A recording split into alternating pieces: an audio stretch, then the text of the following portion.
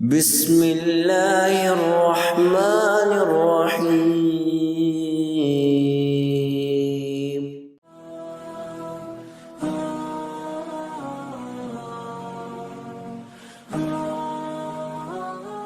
نحمده ونصلي على رسوله الكريم۔ اعوذ باللہ من الشیطان الرجیم۔ بسم اللہ الرحمن الرحیم۔ رب اشرح لي صدری ویسر لي امری واحلل عقدۃ من لسانی یفقہوا قولی۔ غفلت کیا ہے اور غفلت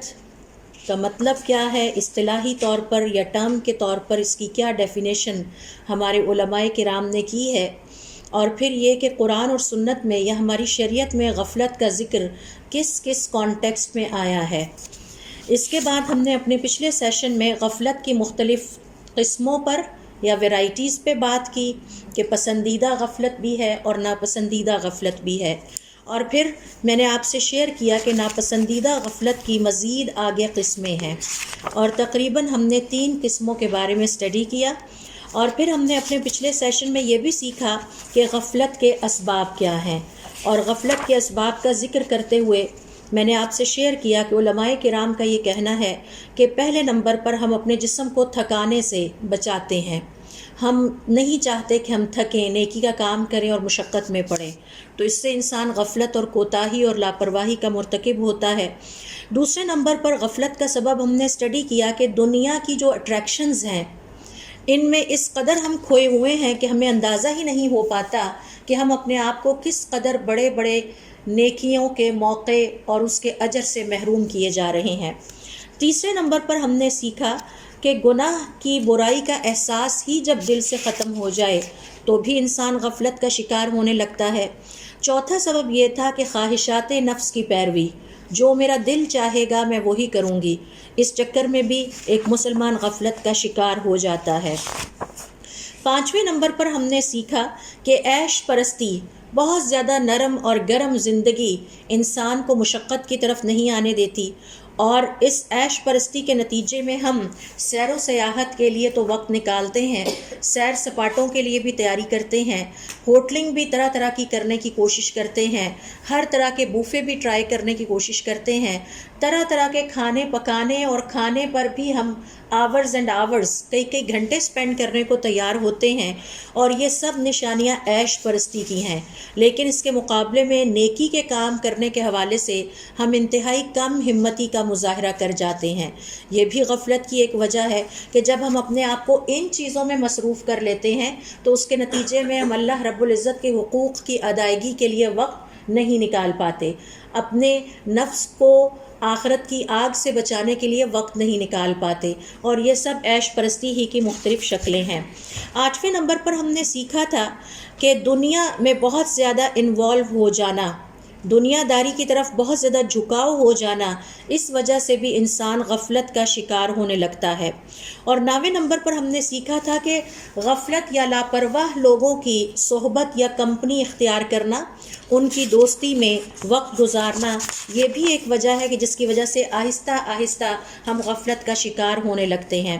10ویں نمبر پر ہم نے غفلت کے اسباب میں سیکھا تھا کہ جو چیزیں اللہ رب العزت نے ہمارے لیے مباح کی ہیں، مثال کے طور پر کھانا اور پینا ہے، لیکن جب اس مباح کی کثرت میں ہم پڑ جاتے ہیں، ضرورت سے زیادہ اس کا لالچ یا اس کی طرف جھکاؤ رکھنے لگتے ہیں، تو اس کے نتیجے میں بھی ہم غفلت کا شکار ہونے لگتے ہیں۔ مثال کے طور پر کھانا اور پینا ایک مباح امر ہے، لیکن اب ہوس پرستی یہاں تک چلی جائے کہ جب تک دسترخوان پر 20 کے قریب کھانے اور مشروبات نہ ہوں اور ہم کچھ کھا نہ سکیں یا ہم مطمئن نہ ہوں، تو اس کا مطلب ہے کہ مباحات کی کثرت نے اب ہمیں غافل کر دیا ہے اللہ رب العزت کی یاد سے اور آخرت کی تیاری سے۔ اسی طرح سے لباس ایک مباح چیز ہے، لیکن جب ہم لباس کے اوپر گھنٹوں صرف کرنے لگ جائیں اور لباس کی ڈسکشنز پہ گھنٹوں لگ جائیں اور لباس کی خاطر گھنٹوں مارکیٹس میں پھرتے رہیں اور پھر طرح طرح کے لباس بنانے کے جنون میں مبتلا ہونے لگیں، تو یہ جو مباح کی کثرت ہے، یعنی جائز چیزوں کی کثرت ہے، اس کے نتیجے میں بھی لاپرواہی اور غفلت کا شکار ایک مسلمان ہونے لگتا ہے۔ اسی طرح سے آپ نے دیکھا ہوگا کہ بعض لوگ نیند کے بہت شوقین ہوتے ہیں، وہ کسی بھی قیمت پہ اپنی نیند قربان نہیں کر سکتے. انہیں نیند اتنی پیاری ہوتی ہے کہ انہیں 2 منٹ بھی ملے تو وہ کہیں گے ہم سو لیں، 2 دن بھی ملیں تو وہ سوتے ہی رہیں گے، اور پھر اٹھ کر دوبارہ ان کا سونے کو دل چاہے گا. حتیٰ کہ ذاتی صفائی ستھرائی کا اہتمام کرنا ان کے لیے مشکل ہو جاتا ہے، حتیٰ کہ نیکی کے کاموں کے لیے وقت نکالنا مشکل ہو جاتا ہے، کسی کے جنازے میں شریک ہونا مشکل ہو جاتا ہے، کسی بیمار کی عیادت کے لیے ٹائم نہیں مل پاتا. تو یہ بھی غفلت کی ایک وجہ بنتی ہے. آج ہمارا غفلت کے حوالے سے یہ دوسرا سیشن ہے یا پارٹ 2 ہے، اور اس میں ہم سیکھیں گے کہ کس کس طرح کی غفلت کی شکلیں آج کے مسلمانوں کی زندگی میں پائی جاتی ہیں، اور اس کے بعد ہم سیلف ایویلیویشن کرنے کے قابل ہوں گے، اپنے محاسبہ نفس کرنے کے قابل ہوں گے کہ ہمارے اندر اس میں سے کون سی شکل پائی جاتی ہے. میں یہ بھی یہاں آپ سے شیئر کر دوں کہ یہ ساری شکلیں نہیں ہیں، چند بہت کامن ہیں جو آپ کے لیے پک کر کے یہاں آج میں نے سلیکٹ کی ہیں اور ان کو ہم ڈسکس کریں گے. علماء کرام کا یہ کہنا ہے کہ غفلت کا اصطلاحی معنی یہ ہے کہ نفس کی خواہشات پوری کرنے میں لگے رہنا، اپنے نفس کی خواہشات پوری کرنے میں لگے رہنا. یہ غافل انسان کی بہت بڑی علامت ہے اور اس کی تعریف ہے کہ وہ اپنے نفس کی خواہشات پوری کرنے میں اتنا مصروف رہے کہ اللہ رب العزت کی ڈیزائرز، اللہ رب العزت کے حکم اور اللہ رب العزت کی چاہت کے لیے اس کے پاس ٹائم نہ ہو.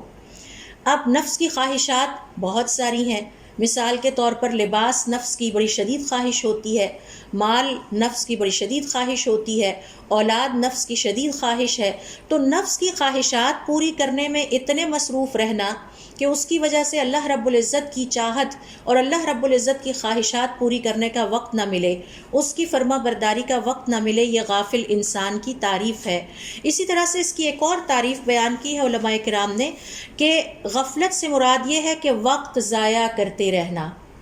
مثال کے طور پر اللہ رب العزت نے ہمیں یہ وقت اس لیے نہیں دیا کہ ہم گھنٹوں بیٹھ کے فیشن پہ اور کپڑوں پہ ڈسکس کریں. کپڑے پہننے کے لیے ہیں اور ضرورت کی حد تک ہی ان کو رکھا جائے، لیکن یہ موضوع اگر ہمارے دل اور دماغ پر چھا جائے اور اتنا چھا جائے کہ ہم کئی گھنٹے اس کے بارے میں ڈسکشن کرتے ہوئے گزار دیں، کئی گھنٹے مارکیٹ میں لباس سلیکٹ کا انتخاب کرتے ہوئے گزار دیں، اور پھر اس کو پہن کر چیک کرنے میں، اور ڈھیر سارے لباس کہ جس میں ہم یہ فیصلہ نہ کر پائیں کہ آج کیا پہنوں اور کیا چھوڑوں. تو یہ دراصل وقت ضائع کرنے کا ایک انداز ہے. یہ وقت اللہ تعالیٰ نے ہمیں اس لیے دیا تھا کہ ہم اس وقت سے فائدہ اٹھاتے ہوئے زیادہ سے زیادہ نیکیاں کر کے اپنی آخرت کی تعمیر کر لیں. یہ وقت اس لیے نہیں دیا گیا تھا کہ ہم ان فضول چیزوں پر یا مباح چیزوں پر ڈسکشن کرتے ہوئے اور ان کے پیچھے ہی لگ جائیں اور اتنا گزار دیں کہ ہم اصل کرنے کا کام نہ کریں. اور اس کی مثال ایسے ہی ہے جیسے کسی طالب علم کو کمرہ امتحان میں بٹھایا جائے. اب اس کے کرنے کا 3 گھنٹے میں اصل کام یہ ہے کہ اس نے اپنا پیپر سالو کرنا ہے، لیکن وہ پیپر سالو کرنے کی بجائے اس اسٹیشنری آئٹم پہ غور کرنے بیٹھ جائے جو اس کو دیے گئے ہیں. یہ پینسل کتنی خوبصورت ہے، اس میں ریڈ کلر بھی ہے، اس میں بلیک بھی ہے، اس میں گولڈن پہ کچھ لکھا ہوا بھی ہے. تو ایسے طالب علم کے بارے میں آپ کہیں گے کہ یہ بڑا کم عقل طالب علم ہے، یہ اپنا وقت ضائع کر رہا ہے. حالانکہ وہ تو بڑے مصروف کام میں، بڑے اچھے کام میں بزی ہے، بڑا مشغول ہے کہ وہ پینسل پہ غور کر رہا ہے.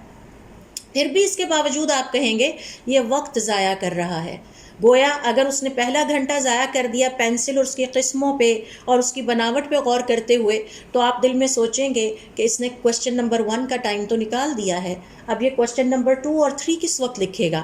تو غفلت کا مطلب یہ ہے وقت ضائع کرتے رہنا، وہ کام نہ کرنا جو کرنے تھے اور اس کی بجائے اور کاموں میں لگے رہنا. اس حوالے سے علماء کرام کا یہ کہنا ہے کہ غفلت سے مراد یہ بھی ہے کہ اختیار اور ارادے کے ساتھ کسی کام کو ترک کر دیا جائے. انٹینشنلی، جب آپ انٹینشنلی کسی کام کو چھوڑ دیں. مثال کے طور پر نماز کا وقت آیا ہے، ہم سوچتے نہیں ہم اپنے فرینڈس کے ساتھ بیٹھے ہیں نماز کو چھوڑیں، تو یہ غفلت ہے. انٹینشنلی سوچ سمجھ کے ایک ایسے کام کو ترک کر دیا جس کو کہ کرنا چاہیے تھا. اسی طرح سے ان کا کہنا ہے کہ غفلت اور بھولنے میں فرق ہے. بھولنے کی تعریف یہ ہے کہ بغیر ارادے کے کوئی کام ترک ہو جائے. مثال کے طور پر آپ نے کمٹمنٹ کی کہ ہم آج کی کلاس میں شامل ہوں گے، لیکن کاموں میں یاد ہی نہ رہا کہ آج کی کلاس تھی اور اس میں شامل ہونا تھا. اب اس میں آپ کی انٹینشن شامل نہیں ہے، ان انٹینشنلی آپ اس کو بھول گئے بغیر ارادے کے، تو یہ بھولنا کہلاتا ہے۔ تو بھولنے اور غفلت میں یہی فرق ہے۔ اور اس کے مقابلے میں تیسری اصطلاح یا ٹرم آتی ہے الذکر، یاد کرنا، اور اس کے بارے میں علماء کرام یہ کہتے ہیں کہ اس کا مطلب یہ ہے کہ اللہ رب العزت کو یاد کرنا یا اس کام کو یاد رکھنا جو کرنا چاہیے تھا۔ جیسے کمرہ امتحان میں بیٹھا ہوا طالب علم ایک لمحے کے لیے سوچتا ہے یہ پینسل بے شک کتنی ہی خوبصورت ہے اور یہ کلپ بورڈ بھی بہت اچھا ہے، لیکن اس وقت میرا کام ان سب چیزوں کو سائڈ پہ رکھ کے ایک ہی ہے، اور وہ یہ کہ مجھے ان 3 گھنٹوں میں 3 عدد سوالوں کے جوابات دینے ہیں۔ تو ذکر کا ایک مطلب یہ ہے کہ وہ کام یاد رکھنا۔ ہمارے ہاں ذکر کو صرف یہ سمجھا جاتا ہے کہ زبان سے اللہ تعالیٰ کا نام لیتے رہیں، وہ کام یاد رکھنا جن کا کرنا ضروری ہے۔ مثال کے طور پر مجھے یہ فکر لگی رہے کہ مجھے زکوٰۃ کی ادائیگی کرنی ہے، اس مہینے کا صدقہ نکالنا ہے، آج کا صدقہ نکالنا ہے، آج کی میری تسبیح تو نہیں رہ گئیں، آج کی نمازیں پوری ہو گئیں، آج میں نے کون کون سے نیکی کے کام کیے، تو یہ ذکر ہے۔ تو یہ 3 ٹرمز ہیں جو ہمارے سامنے آپس میں ایک دوسرے سے کے مقابلے میں آتی ہیں۔ یہی وجہ ہے ذکر کو سامنے اگر آپ رکھیں تو اللہ رب العزت نے سورۃ الاعراف کی آیت نمبر 205 میں ہمیں تاکید کی ہے وَلَا تَكُن مِّنَ الْغَافِلِينَ، اور غافلوں میں سے نہ ہو جانا۔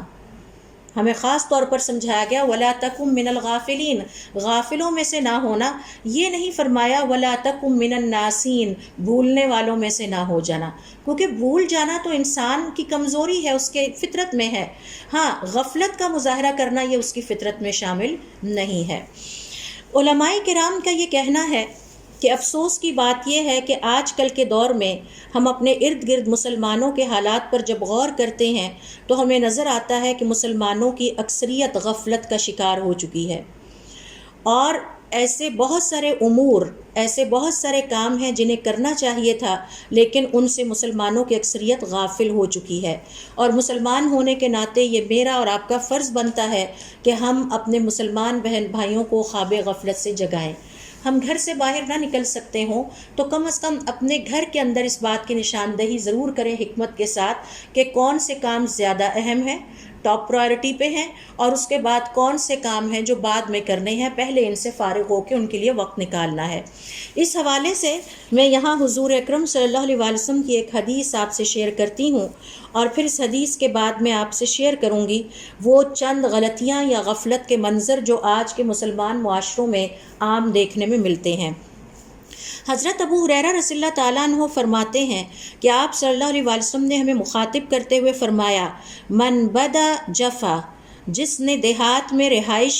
اختیار کی اس کا دل سخت ہو گیا۔ اور یہ بڑی حضور اکرم صلی اللہ علیہ وسلم اس حدیث میں ہمیں 3 حکمتیں سکھا رہے ہیں۔ جو دیہات میں رہا وہ سخت دل ہو گیا، وَمَنِ اتَّبَعَ الصَّيْدَ غَفَلَ، اور جس نے شکار کا پیچھے کیا، جو شکار کے پیچھے لگ گیا وہ لاپرواہ اور غافل ہو گیا،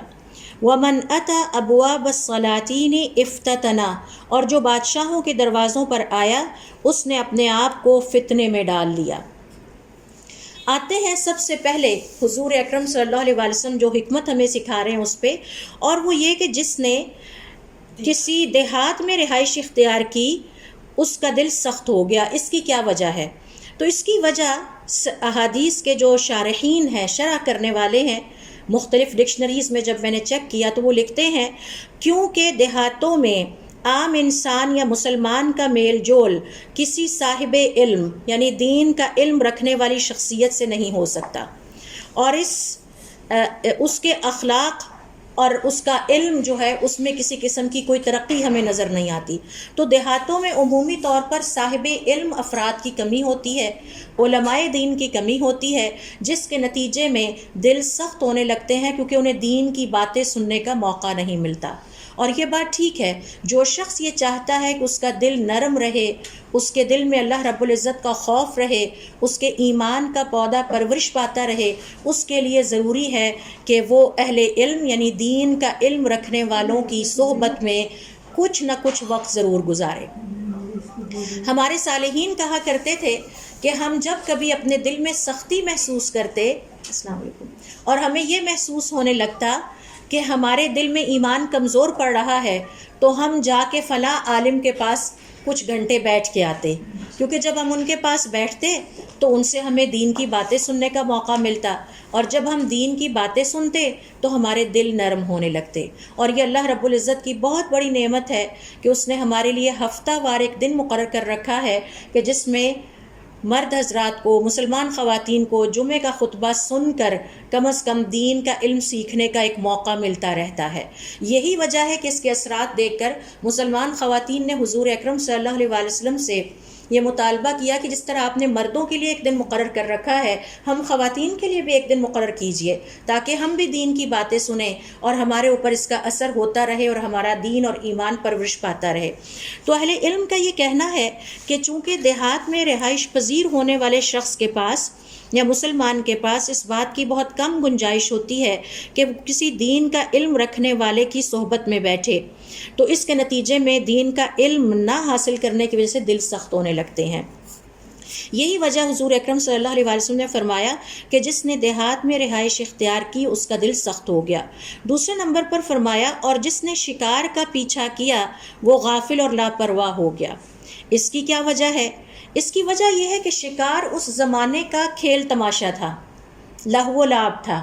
اور ہر زمانے کے کھیل تماشے اور دلچسپیاں مختلف رہی ہیں۔ آج کا لہو و لعب اور کھیل تماشا آج کے بچے کا، بڑے کا سوشل میڈیا ہے یا یہ موبائل فون ہے۔ یہی وجہ ہے کہ اس کے اوپر انسان یا مسلمان گھنٹوں صرف کرتے ہیں، نمازیں فوت ہوتی چلی جاتی ہیں، نماز کا وقت نکل جاتا ہے، حتیٰ کہ اذکار کے لیے وقت نہیں مل پاتا۔ حتیٰ کہ علماء کرام کا یہ کہنا ہے کہ اس زمانے کا چونکہ کھیل تماشا شکار تھا اور اس کے پیچھے جانے کی وجہ سے دل اللہ تعالیٰ کی اطاعت سے غافل ہوتا ہے، کیونکہ اس کا دل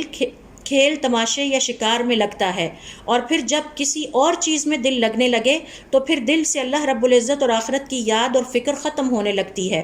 یہاں تک کہ ایسا دل غفلت کا شکار ہو جاتا ہے۔ اور ہمیں یہ ذہن میں رکھنا ہے کہ ہر زمانے کی غفلت اور ہر زمانے کے لہو و لعب اور کھیل تماشے مختلف ہیں۔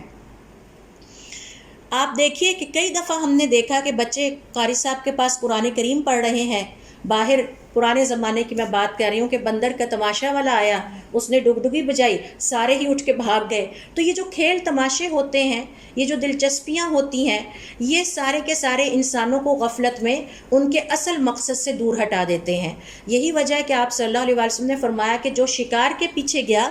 اس کا جو ہے وہ غافل ہو جاتا ہے، کیونکہ شکار کا پیچھا کرنے کی وجہ سے وہ نیکیاں نہیں کر پاتا، جمعہ اور جماعت سے پیچھے رہ جاتا ہے۔ شکار اس کو ایسا جکڑتا ہے، یہ لہو و لعب کھیل تماشے ایسے جکڑتے ہیں کہ وہ اللہ رب العزت کے حقوق اور حدود اور احکام کی نافرمانی کرتے ہوئے اس کے پیچھے سرپٹ بھاگتا ہے۔ تو یہ حضور اکرم صلی اللہ علیہ وسلم نے اپنی حدیث کے دوسری نصیحت میں فرمایا کہ جس نے شکار کا پیچھا کیا، ہم اس کی جگہ آج کہہ سکتے ہیں کہ جس نے موبائل اپنے پاس رکھا یا سوشل میڈیا کا پیچھا کیا۔ اور آج کل سوشل میڈیا کے اتنے پلیٹ فارمز ہیں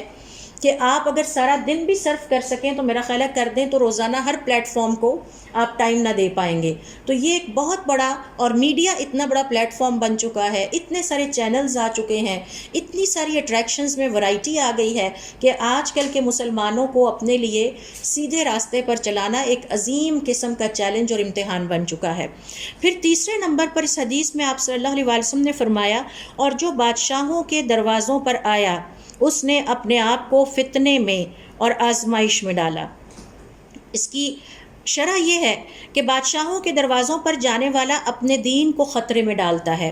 کیونکہ اگر ان کی ہر بات پر ان کی تائید کرتا ہے تو اللہ کو ناراض کر بیٹھتا ہے، اور اگر حق بات کرتا ہے اور ان کی مخالفت کرتا ہے تو اس کے نتیجے میں اس کی دنیا خطرے میں پڑ جاتی ہے۔ پھر وہ بادشاہ جو ہیں وہ ظاہر ہے کہ ناپسند کریں گے اور اسے اذیت دیں گے۔ تو یہ حضور اکرم صلی اللہ علیہ وسلم کی حدیث میں آپ سے شیئر کرنا چاہتی تھی اس حوالے سے کہ آپ نے اس میں غفلت کا ذکر کیا ہے۔ تو یہ جو لہو و لعب ہے، شکار ہے، کھیل تماشے ہیں، ہماری موجودہ دور کی جو کھیل تماشے ہیں، یہ سب کھیل تماشوں کی شکلیں ہیں، اور ابھی اللہ عالم آنے والے دور میں کتنے کھیل تماشے مزید آئیں گے۔ یہ سب ایسی چیزیں ہیں کہ جو مسلمانوں کو غفلت میں مبتلا کیے ہوئے ہیں، اور اس کے نتیجے میں مسلمان اللہ اللہ رب العزت کو یاد کرنے سے، نیکیاں کرنے سے، جمعے کی نمازیں اور جماعت کے ساتھ نماز پڑھنے سے غافل ہو جاتے ہیں۔ سعید ابن المسیب رحمۃ اللہ علیہ فرماتے ہیں جس مسلمان نے ایک دن میں 5 نمازیں مسجد میں جماعت کے ساتھ ادا کی، اس نے گویا اس دن بحر و بر یعنی خشکی اور تری کو اپنی عبادت سے بھر دیا۔ آپ دیکھیے کہ آج 5 دفعہ مسجد میں جانے کا ٹائم ہمارے پاس نہیں ہے، جبکہ سوشل میڈیا پہ کتنا ٹائم سپینڈ ہوتا ہے ہم سب اچھی طرح سے جانتے ہیں۔ اس موبائل کو ہم کس طرح اپنے ساتھ رکھتے ہیں یہ ہم سب جانتے ہیں۔ تو آئیے اب ہم اختصار کے ساتھ میں آپ سے شیئر کروں گی کہ کون سی ایسی شکلیں ہیں جو غفلت کے حوالے سے آج کل کے مسلمانوں کے ہاں نظر آتی ہیں۔ سب سے پہلی اور بنیادی غفلت کی شکل ہمیں نظر آتی ہے کہ اللہ رب العزت کے نازل کردہ اس دین کو سیکھنے کے لیے وقت ہی نہیں نکل پاتا، نہ ہی نکالتے ہیں، اس لیے کہ یہ ان کی ترجیحات یا پرائرٹیز میں نہیں ہے، اور اس کے نتیجے میں آج کا مسلمان بہت زیادہ گناہوں کا ارتکاب کرتا ہے، کیونکہ اسے پتہ ہی نہیں ہوتا کہ جو کام وہ کر رہا ہے وہ دراصل اللہ رب العزت کی نافرمانی ہے، اور پھر چونکہ وہ گناہ زیادہ کرتا ہے تو اس کا دل بھی زیادہ سخت ہو چکا ہے، اور اس دل کی سختی کے نتیجے میں آخرت کی فکر اور آخرت کے لیے تیاری اور موت کے لیے تیاری جیسے موضوعات تو اس کی گفتگو کا کبھی حصہ ہی نہیں بنے۔ اگر آپ گھنٹوں مسلمانوں کی گفتگو کا جائزہ لیں تو ان کی گفتگو کا موضوعات دنیاوی موضوعات ہی ہوں گے، اس میں آخرت کا ذکر، اللہ رب العزت کا دین، یہ چیزیں ہمیں نظر ہی نہیں آتی۔ تو اس حوالے سے آپ دیکھیے کہ یہ سب سے بڑی غفلت ہے جس کا آج کا مسلمان شکار ہو چکا ہے۔ دوسرے نمبر پر دیکھیے غفلت کی جو ایک اور شکل نظر آتی ہے، اور اس کے بعد اس کا نمبر آتا ہے اللہ رب العزت کی کتاب یعنی قرآن کریم کے حوالے سے زبردست غفلت اور لاپرواہی کا مظاہرہ کرنا۔ نہ تو آج کا مسلمان اپنی زندگی میں اس کتاب کو سیکھنے یا سکھانے کی کوشش کرتا ہے، نہ ہی اس کو حفظ کرنے کی یا یاد کرنے کی کوشش کرتا ہے، حالانکہ حضور اکرم صلی اللہ علیہ وسلم نے اس کے سیکھنے، اس کے سکھانے اور اس کو حفظ کرنے کی شاندار فضیلتیں بیان فرمائی ہیں۔ حافظ قرآن کے بارے میں حدیث میں آتا ہے کہ قیامت والے دن اس کے حفظ کے مطابق اس کے درجات بلند کیے جائیں گے، اس کے والدین کو تاج پہنایا جائے گا، اسپیشل ڈریس یا خلت سے نوازا جائے گا، اور قیامت والے دن اور قبر میں قرآن کریم ہماری سفارش کرنے کے لیے ہمارے ساتھ ساتھ ہوگا۔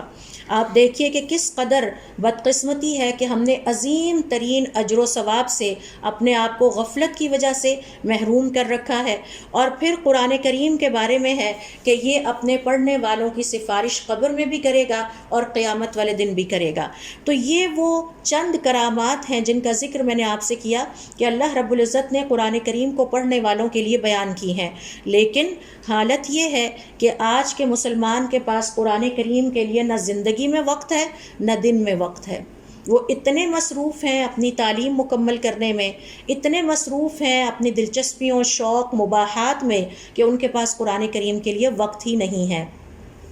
حالانکہ ہمارے صالحین کہا کرتے تھے اپنے بچے کو سورۃ الفاتحہ خود سکھاؤ، کیونکہ جب تمہاری اولاد تمہارے بعد دن میں 5 دفعہ نمازوں میں ہر دفعہ سورۃ الفاتحہ کی تلاوت کرے گی تمہارے درجات بلند ہوں گے۔ تو ان کا لالچ یہ ہوتا تھا کہ کم از کم سورۃ الفاتحہ ہم اپنے بچوں کو خود سکھائیں، اور جب بھی انہیں کوئی ملتا، کوئی ملازم ملتا، کوئی انسان ملتا تو وہ بٹھا لیتے کہ آؤ ہم نے آپ کو سورۃ الفاتحہ سکھانی ہے۔ اور پھر وہ کیسے سکھاتے تھے؟ صحابہ کرام رضوان اللہ علیہم اجمعین میں سے کچھ کہتے ہیں کہ ہمیں سورۃ البقرہ سیکھنے پہ 2.5 سال لگے۔ تو سوال کرنے والوں نے کیا تو 2.5 سال میں آپ نے کیا سیکھا؟ انہوں نے کہا 2.5 سال میں ہم نے سیکھا کہ سورۃ البقرہ میں اللہ تعالیٰ نے 1000 کاموں کے کرنے کا حکم دیا ہے، 1000 کاموں سے روکا ہے، اور 1000 حکمتیں اور واقعات بیان کیے ہیں۔ یہ ان کا مائنیوٹ انالیسس تھا سورۃ البقرہ کا۔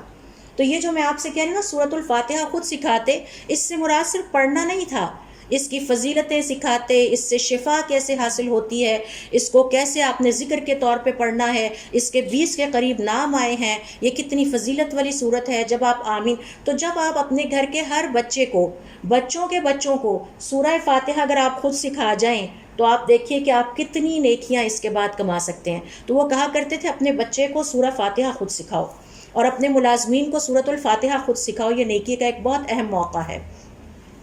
تو یہ ان کی حالت تھی کہ کس طرح سے وہ اللہ رب العزت کی کتاب کو وقت دیتے تھے اور قرآن کریم کو کتنا دیتے تھے۔ حضرت عثمان بن عفان رضی اللہ تعالیٰ عنہ رمضان میں 60 قرآن کریم ختم کر لیتے تھے، اور قرآن کریم سے تعلق اس قدر مضبوط تھا کہ آخری وقت پہ جب ان پہ حملہ کیا گیا تو وہ اس وقت بھی قرآن کریم کی تلاوت کر رہے تھے۔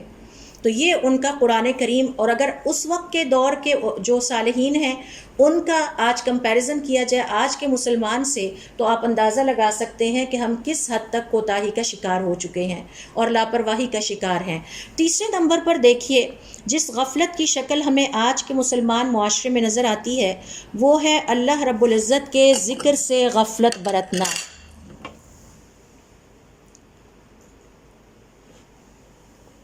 اللہ رب العزت کے ذکر سے غفلت برتنا۔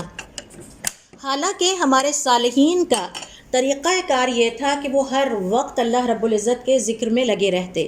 کیونکہ اللہ تعالیٰ کا ذکر ہمارے دلوں کی خوراک اور غذا ہے،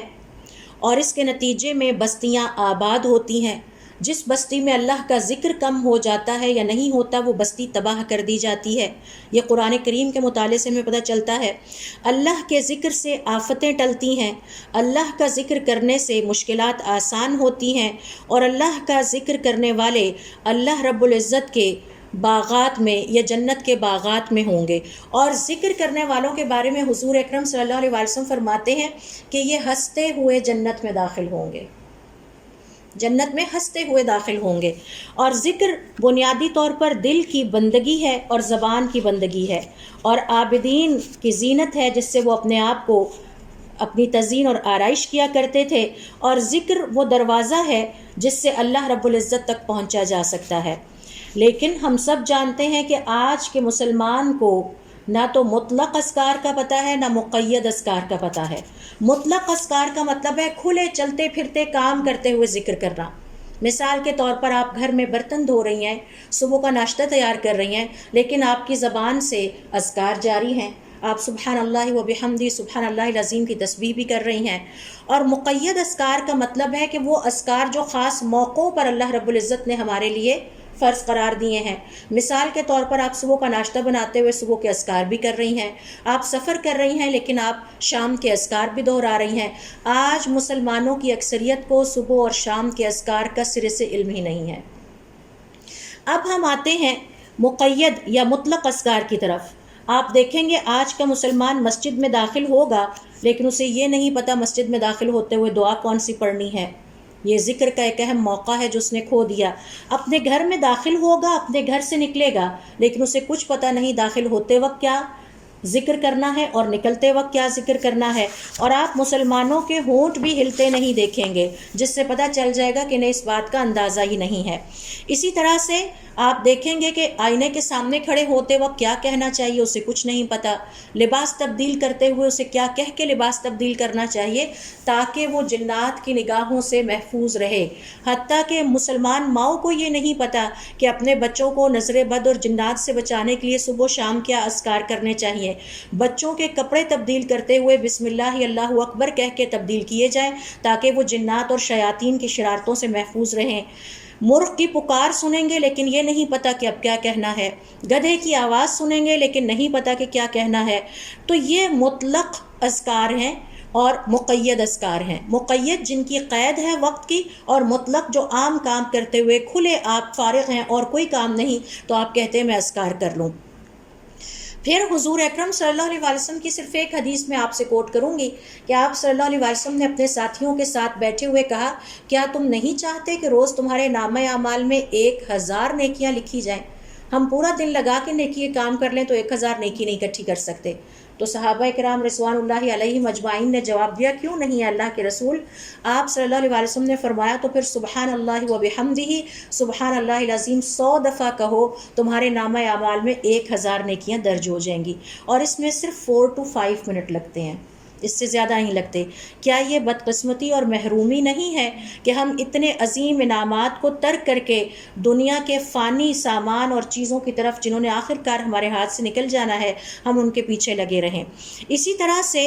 اللہ رب العزت کے ذکر سے غفلت کا ایک انداز یہ بھی ہے کہ عبادت کے مواقع گزرتے چلے جائیں اور ہمیں یاد ہی نہ آئے کہ ہم بھی اس میں عبادت کر لیں۔ مثلاً اشراق کا وقت لاپرواہی میں گزار دیا جائے. فارغ تھے لیکن اشراق کے نوافل نہیں پڑھے، چاشت کے نوافل نہیں پڑھے، بارش کا نزول ہوا تو دعا نہیں کی.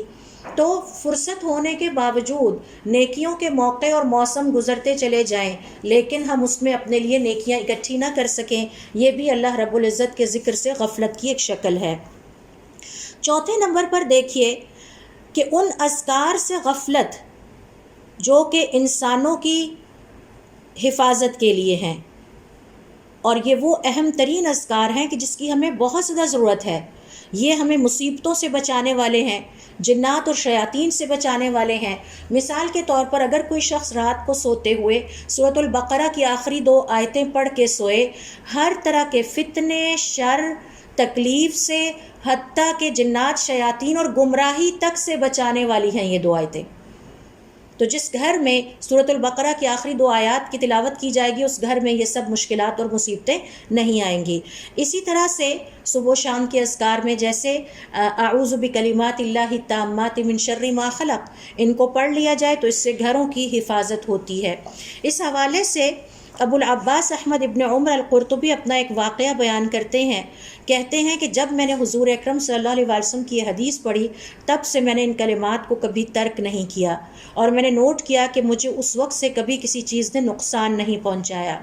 ایک دفعہ ایسا ہوا کہ میں ان اذکار کو پڑھنا بھول گیا اور میں کہیں گیا ہوا تھا تو رات کے وقت مجھے ایک بچھو نے ڈس لیا. تو میں سوچتا رہا تو مجھے یاد آیا کہ میں نے آج شام کے اذکار ترک کر دیے ہیں،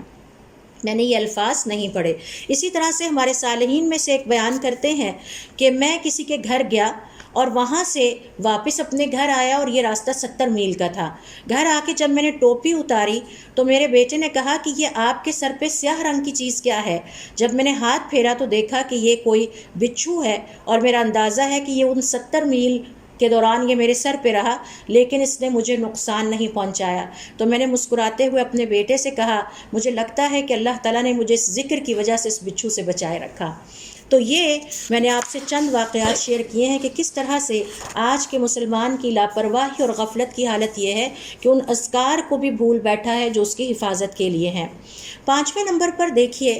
غفلت کی ایک اور شکل جو ہمیں مسلمانوں میں نظر آتی ہے، وہ یہ ہے کہ نیت کے حوالے سے غفلت کا مظاہرہ کرتے ہیں. کاموں کو روٹین میں کرتے رہتے ہیں اور نیت کا اجر و ثواب بھول جاتے ہیں.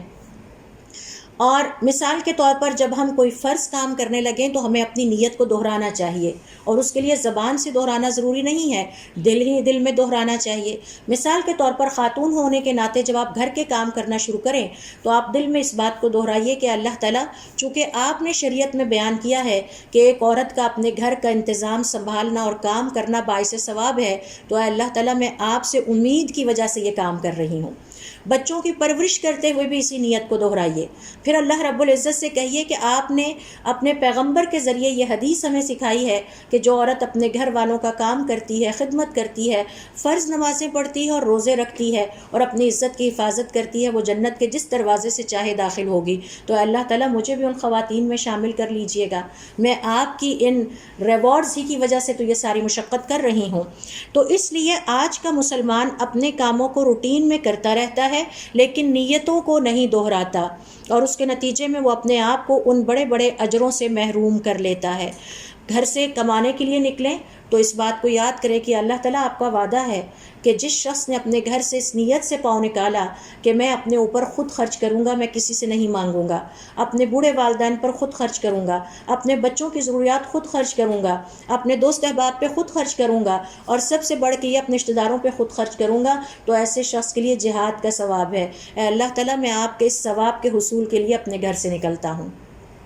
تو ان نیتوں کو بار بار یاد کرتے رہنا یہ بہت ضروری ہے، اور آج کا جو مسلمان ہے اس حوالے سے غفلت کا شکار ہو چکا ہے. اسی طرح سے گھر والوں پر خرچ کرتے ہوئے چاہے وہ فرائض میں شامل ہے لیکن اس پر بھی ثواب اللہ تعالیٰ نے رکھا ہے، اس نیت کو بار بار دہرایا جائے. اور جب ہم اس کو دہرائیں گے تو ہم کبھی اپنے گھر والوں سے یہ نہیں کہیں گے ہم آپ کے لیے اتنی محنت کرتے ہیں. بھائی کیا ہوا کرتے ہیں، یہ تو اللہ تعالیٰ کا حکم ہے اور اس کا ہمیں ثواب ملے گا. اس حوالے سے حضرت عائشہ رضی اللہ تعالیٰ عنہ کہتی ہیں کہ آپ صلی اللہ علیہ وسلم نے فرمایا کہ جب کوئی مسلمان اپنے گھر والوں پر خرچ کرتا ہے اس نیت کے ساتھ کہ اللہ تعالیٰ اسے اس پر ثواب دیں گے تو اس کے لیے صدقے کا اجر لکھ لیا جاتا ہے. حتیٰ کہ میں نے پچھلے ہفتے آپ سے ایک فتویٰ شیئر کیا تھا کہ مسلمانوں کا آپس میں ایک دوسرے کو تحفہ دینا بھی صدقے ہی کے زمرے میں آتا ہے، کیونکہ آپ نے ان کو خوش کیا، آپ نے ان کو ریلیف دیا، آپ نے ایک ایسا جیسچر دیا کہ جس سے وہ خوش ہو گئے ہیں۔ اسی طرح سے ہنسی مذاق دل لگی اپنے مسلمان بہن بھائیوں کے ساتھ کرنا یہ جائز ہے، لیکن اگر اس نیت سے کی جائے کہ مسلمان کو خوش کرنے کا ثواب ہے اللہ تعالیٰ آپ نے رکھا ہے، تو یہ آپ کی عبادت ہو جائے گی۔ اس نیت کو کبھی نہ بھولیں۔ یہی وجہ ہے کہ اگر ایک شوہر اپنی بیوی کے ساتھ گپ شپ کرتا ہے، ہنسی مذاق کرتا ہے، اچھا وقت گزارتا ہے، تو اس پر بھی اگر وہ نیت یہ رکھے کہ جو حدیث میں اجر بیان کیا گیا میں نے وہ حاصل کرنا ہے، تو اس کا بھی صدقے کا ثواب لکھ لیا جاتا ہے۔ امام نووی رحمۃ اللہ علیہ فرماتے ہیں کہ حضور اکرم صلی اللہ علیہ وسلم کی حدیثوں سے پتہ چلتا ہے کہ مباح کاموں کو اگر نیت کے ساتھ نیت کو دہرا کر کیا جائے تو اس کے نتیجے میں اس کا ثواب بڑھ جاتا ہے۔ مثال کے طور پر شوہر اور بیوی کا ایک دوسرے کے حقوق ادا کرنا، اسی طرح سے ایک دوسرے کے ساتھ یا اپنی اولاد کی پرورش اس نیت سے کرنا کہ یہ اللہ رب العزت کے ہاں بہت ہی عظیم اور پسندیدہ عمل ہے۔ اور ہم سب جانتے ہیں کہ حضور اکرم صلی اللہ علیہ وسلم کے پاس خاتون آئیں، حضرت عائشہ کے پاس، اور انہوں نے ان کو 2 کھجوریں پکڑائیں، تو دونوں کھجوریں انہوں نے بچیوں کو دے دی اور بچیوں نے کھا لی اور ماں کے لیے کچھ بھی نہیں بچا۔ تو آپ صلی اللہ علیہ وسلم نے فرمایا اس ماں کی مغفرت کر دی گئی ہے، اس پر جنت واجب ہو گئی ہے۔ تو اولاد کی پرورش کرتے ہوئے اس بات کو ذہن میں رکھا جائے کہ ہم یہ مشقت اللہ کی رضا کی خاطر اٹھا رہے ہیں، اللہ تعالیٰ نے اس کا بڑا ثواب رکھا ہے۔ اسی طرح سے بیوی کے حقوق ادا کرتے ہوئے بھی اس چیز کو ذہن میں رکھا جائے۔ تو یہ جو نیتوں کی تجدید ہے، بار بار اپنی نیت کو بار بار دہرانا ہے، اس کے نتیجے میں ہمارے جو اعمال ہیں روٹین ڈے کے، وہ سارے کے سارے عبادت میں کنورٹ ہو جاتے ہیں۔ یہی وجہ ہے کہ ابن المبارک رحمۃ اللہ علیہ فرماتے ہیں بعض اوقات دیکھنے میں کوئی عمل بہت چھوٹا سا ہوتا ہے، لیکن اس کے پیچھے نیت اتنی خلوص اور اخلاص والی ہوتی ہے کہ اس کا اجر ایک بہت بڑے عمل کے برابر ملتا ہے۔ تو آپ یہ نہ سوچیں کہ یہ چھوٹے چھوٹے کام ہیں، ان کے لیے بھی جو اللہ تعالیٰ نے بہت سارے اجر رکھے ہیں، اور ان سب کے اجر سے اپنے آپ کو محروم نہ کریں محض غفلت کا شکار ہو کے۔ ابھی بردہ کہتے ہیں کہ حضور اکرم صلی اللہ علیہ وسلم نے حضرت ابو موسیٰ اور معاذ رضی اللہ تعالیٰ عنہما کو یمن کی طرف روانہ کیا۔ وہ دونوں چل پڑے۔ معاذ نے ابھی موسیٰ سے کہا کہ تم قرآن کریم کس طرح پڑھتے ہو؟ اندازہ لگائیے 2 دوستوں کی گفتگو کا موضوع کیا ہے۔ آج ہمارا یہ موضوع نہیں ہے۔ تو ابو موسیٰ کہتے ہیں ہر وقت پڑھتا رہتا ہوں، کھڑے ہوئے بھی پڑھتا ہوں، بیٹھتے ہوئے بھی، حتیٰ کہ سواری پر بیٹھے ہوئے بھی، جس وقت موقع مل جائے میں قرآن پڑھتا رہتا ہوں۔ تو انہوں نے جواب دیا میں پڑھتا بھی ہوں اور پھر میں سو بھی جاتا ہوں، اور اس نیت سے سوتا ہوں کہ اٹھ کر دوبارہ اور اچھی طرح سے پڑھوں گا، تو مجھے تو سونے کا بھی اجر مل جاتا ہے۔ تو ایک مسلمان کو سونے کا بھی اجر مل جاتا ہے اگر رات کو سوتے وقت ہم یہ نیت کر کے سوئیں کہ بس اب میں نے صبح اٹھ کے خوب اچھی طرح اپنے آپ کو فوکس کر کے فریش ہو کے فجر کی نماز ادا کرنی ہے یا تہجد کے لیے اٹھنا ہے، تو آپ کا وہ سونا بھی روٹین نہیں عبادت بن جائے گا، کیونکہ آپ تہجد کی نماز کے لیے قوت جمع کرنے کے لیے سوئے ہیں اور آپ اپنے آپ کو نیکی کے لیے تیار کر رہے ہیں۔ تو ہمیں اس سے یہ پتہ چلتا ہے، ابن حجر رحمۃ اللہ علیہ کہتے ہیں ان کی مراد یہ تھی کہ میں تو آرام کرنے کے ٹائم کو بھی ثواب کا وقت بنا لیتا ہوں جس طرح نیکی کے لیے مشقت کے وقت کو ثواب کا بناتا ہوں۔ تو اگر آپ آرام اس نیت سے کریں گے کہ اس آرام کے بعد اٹھ کر اللہ رب العزت نے جو ہمارے فرائض مقرر کیے ہیں ان کو اور بہتر طریقے سے ادا کر سکیں، تو یہ بھی آپ کا ثواب ہے، لیکن شرط یہ ہے کہ آپ کی نیت بھی ہو۔ تو اس لحاظ سے پریسائسلی ہم کہہ سکتے ہیں کہ ہم پورے دن میں بہت سارے کام کرتے ہیں، ہم میں سے بہت سارے لوگ اپنی جاب پہ جاتے ہیں، ہم کھانا کھانے بیٹھتے ہیں، ہم پیتے ہیں، ہم سوتے ہیں، ایک دوسرے سے ہنسی مذاق دل لگی کرتے ہیں، خرید و فروخت کرتے ہیں، اور یہ سارے وہ کام ہیں کہ اگر ہم نیتوں کے ساتھ کریں، دہراتے چلے جائیں اپنے دل میں کہ اس کے اجر اللہ رب العزت نے کیا رکھے ہیں، تو یہ روٹین کے کام ہونے کی بجائے عبادت میں کنورٹ ہو جائیں گے۔ غافل اور لاپرواہ افراد نیکی کمانے کے ان قیمتی مواقع کو اہمیت نیت کی نہ پتہ ہونے کی وجہ سے ضائع کر دیتا ہے۔ 6 نمبر پر دیکھیے، آج کے مسلمان کی زندگی میں غفلت کی جو ایک اور شکل نظر آتی ہے وہ یہ کہ وہ اپنے کاموں کو پرائورٹائز نہیں کر پاتا، ترجیحات مقرر نہیں کر پاتا۔ کون سے کام ہیں جو سب سے زیادہ اہم ہیں وہ پہلے کرنے چاہیے۔ مثال کے طور پر 5 نمازیں سب سے پہلے ہماری پرائورٹی میں ہونی چاہیے، اس کے بعد باقی کے کام ہونے چاہیے۔ اب اس حوالے سے علماء کرام کا یہ کہنا ہے کہ اگر ہم اپنی شریعت کا مطالعہ کریں تو ہماری جو مختلف عبادتیں ہیں ان کے اجر و ثواب مختلف ہیں،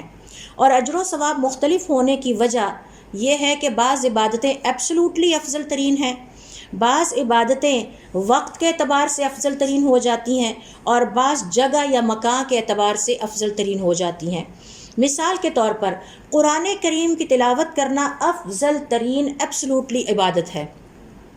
کوئی شخص اگر عبادت کرنا چاہتا ہے اور اس کے پاس وقت ہے، قرآن کریم کی تلاوت شروع کر دے، اسے پڑھے، سمجھے، غور و فکر کرے۔ لیکن جس وقت وہ مسجد میں داخل ہو رہا ہے اس وقت قرآن کریم کی تلاوت افضل ترین عبادت نہیں، اس وقت مسجد میں داخل ہونے کی دعا افضل ترین عبادت ہو جاتی ہے، کیونکہ اب یہ وقت کا اس میں فیکٹر آ گیا ہے۔ اسی طرح سے مسجد سے نکلتے ہوئے جو دعا پڑھنی چاہیے اب وہ افضل ترین عبادت ہے۔ اسی طرح سے صبح و شام کے اذکار قرآن کریم کی تلاوت پر مقدم ہیں۔ آپ یہ کہیں کہ میں صبح و شام کے اذکار نہ پڑھوں لیکن میں قرآن کریم کی تلاوت کرتی رہوں تو یہ غلط ہے۔ اس کا مطلب ہے کہ آپ کو اپنی چیزوں کی ترتیب ہی نہیں پتہ۔ پہلے صبح و شام کے اذکار پڑھ لیجئے، اس کے بعد جو وقت بچ جائے اب آپ قرآن کریم کی تلاوت کرتے رہیں۔ ابن مسعود رضی اللہ تعالیٰ عنہ کہا کرتے تھے کہ میں بہت زیادہ روزے نہیں رکھ پاتا، اس کی وجہ یہ ہے کہ اگر میں روزے رکھوں گا تو پھر میں نماز کی ادائیگی میں مشکل محسوس کرتا ہوں۔ کمزور تھے تو بہت زیادہ روزے نہیں رکھتے تھے، اور کہتے ہیں کہ نماز مجھے روزے سے زیادہ پیاری ہے، اور وہ صرف مہینے کے 3 نفلی روزے رکھا کرتے تھے، یعنی ہر ہفتے کے 2 نفلی روزے نہیں رکھتے تھے، وہ تو 6 ہو جاتے ہیں۔ تو وہ کہا کرتے تھے نہیں، مجھے روزے کی نسبت نماز زیادہ پیاری ہے، وہ فرض پورے کر کے نماز پہ میں زیادہ توجہ دوں۔ اسی طرح سے علماء کرام کا کہنا ہے وہ نیکی کے کام جن کا فائدہ دوسروں کو بھی پہنچے ان نیکی کے کاموں سے بہتر ہیں جس کا فائدہ صرف آپ کی اپنی ذات کو پہنچتا ہے۔ فارغ وقت ہے تو یہ مت سوچئے کہ میں کوئی ایسا نیک کام کر لوں جس سے میری ذات کو فائدہ پہنچے، یہ سوچئے کہ جو وقت اللہ نے مجھے فارغ دیا ہے اس میں میں اپنے علاوہ دوسروں کو بھی کیسے نیکیاں پہنچاؤں تاکہ جو ہے وہ زیادہ سے زیادہ اجر و ثواب کما سکوں۔ لہٰذا دین کا علم سیکھنا اور سکھانا نفلی نمازوں اور نفلی روزوں سے بہتر ہے۔ اگر یہ نفلی روزے اور نفلی نمازیں آپ کو دین کا علم سیکھنے کے راستے میں رکاوٹ بنتے ہیں تو جان لیجئے کہ آپ شیطان کے ہتھ کنڈوں کا شکار ہیں، کہ آپ روزے تو رکھے جا رہے ہیں، نمازیں بھی پڑھے جا رہے ہیں، لیکن دین کے علم میں کوئی اضافہ نہیں ہو رہا۔ تو یہ آج کل کے مسلمانوں میں غفلت اور لاپرواہی کی شکلیں نظر آتی ہیں، اور علماء کرام کا یہ کہنا ہے کہ اس لحاظ سے شیطان کی چالاکیوں، تدبیریوں اور مکاریوں کو اچھی طرح پہچانیں۔ بعض اوقات وہ بنی آدم کو کم اجر و ثواب والے کاموں میں لگا کے زیادہ اجر و ثواب والے کاموں سے محروم کر دیتا ہے۔ مثال کے طور پر بعض علماء کرام نفلی نماز اور روزے پڑھنے پر زور دیتے ہیں لیکن زندگی میں کوئی کتاب نہیں لکھتے کہ ان کے بعد وہ علم زندہ رہے جو اللہ نے انہیں دیا تھا۔ تو نیکیاں کرتے وقت ہم نے بہت اچھی طرح سے سوچ سمجھ کے، جیسے ہم اپنے گھر کا بجٹ بہت سوچ سمجھ کے خرچ کرتے ہیں، اور کہتے ہیں نا 1 پنتھ 2 کاج یا کچھ اس طرح سے کہ ہم زیادہ سے زیادہ اچیو کر سکیں کم سے کم ایفرٹ کے ساتھ۔ تو علماء کرام کو چاہیے کہ اگر انہیں اللہ تعالیٰ نے علم دیا ہے تو وہ نفلی عبادت کی بجائے اور انفرادی عبادت کی بجائے اسے لکھ ڈالیں تاکہ اس دنیا سے چلے جانے کے بعد بھی وہ بات زندہ رہے، وہ دین کا علم زندہ رہے۔ تو اس حوالے سے شیطان کا طریقہ کار یہ ہے کہ وہ ہمیں کم فضیلت والے کاموں میں لگا کے زیادہ فضیلت والے کاموں سے ہماری توجہ ہٹا دیتا ہے، اور ہمیں چاہیے کہ ہم اس چیز کو اچھی طرح سے سمجھیں۔ اسی طرح سے آج کل کے مسلمانوں کے ہاں ایک غفلت کی شکل اور بھی نظر آتی ہے، یا اس کے علاوہ بھی ہیں۔ ان میں سے ایک یہ ہے کہ ہم اپنی نیت کی تصحیح کرنے کی اہمیت کو نہیں سمجھتے۔ نیت کرنا اس حوالے سے بھی غفلت کا شکار ہے، اور نیت کی تصحیح کرنا، کریکشن آف یور انٹینشنز، اس حوالے سے بھی ہم غفلت کا شکار ہیں۔ مثال کے طور پر اس نیت سے کوئی کام کرنا کہ لوگوں پہ ہمارا روب پڑے، یہ ایک غلط نیت ہے۔ اس کی کریکشن کیا ہے کہ ہم اس نیت سے کام کریں کہ کسی کو پتہ چلے نہ چلے، ہمیں اس سے کیا، ہمارا رب ہم سے راضی ہونا چاہیے۔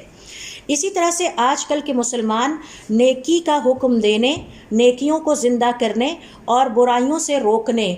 پر بھی سستی اور غفلت اور لاپرواہی کا مظاہرہ کرتے ہیں، اپنی آنکھوں کے سامنے اللہ تعالیٰ کی نافرمانیاں ہوتے دیکھتا رہتے ہیں، اپنے دوست احباب کو اس خوف سے نہیں روکتے کہ کہیں ہم سے ناراض نہ ہو جائے، تو یہ چیز بھی ایک ان کے لیے غفلت کا باعث بنی ہوئی ہے۔ اسی طرح سے اپنے ماحول میں اللہ رب العزت کا پیغام عام کرنے کی کوئی کوشش بھی ہمارے ہاں نہیں پائی جاتی۔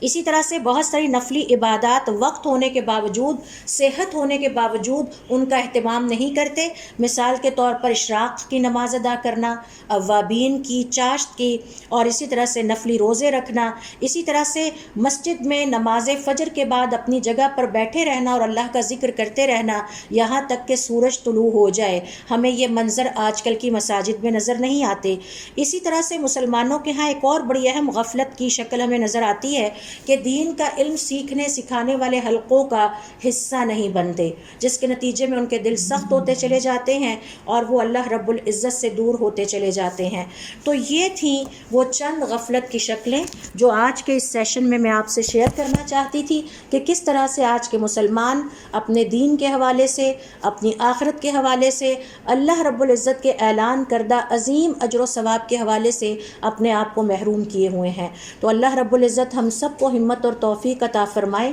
کہ ہم دین کا علم سیکھیں، اس پہ عمل کریں اور اس کے بعد اپنے ماحول میں اس پیغام کو عام کرنے کی پوری کوشش کریں۔ سبحانک اللہم و بحمدک، اشہد ان لا الہ الا انت، استغفرک و اتوب الیک۔